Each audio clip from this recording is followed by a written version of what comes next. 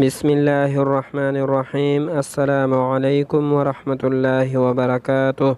حضرت عبداللہ بن عمر رضی اللہ تعالی عنہما فرماتے ہیں کہ میں نے رسول اللہ صلی اللہ علیہ وآلہ وسلم کو یہ ارشاد فرماتے ہوئے سنا، وہ مسلمان جو شریعت پر عمل کرنے والا ہو، اپنی طبیعت کی شرافت اور اپنے اچھے اخلاق کی وجہ سے اس شخص کا درجہ کو پا لیتا ہے جو رات کو نماز میں بہت زیادہ قرآن کریم پڑھنے والا اور بہت روزے رکھنے والا ہو۔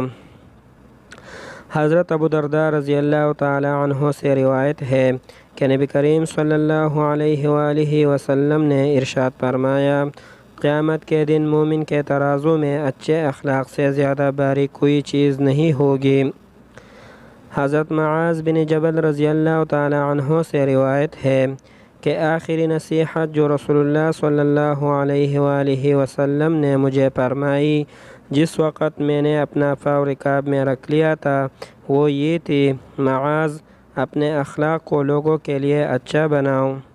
ویڈیو کو لائک کریں، کمنٹ کریں اور چینل کو سبسکرائب کیجیے۔ شکریہ۔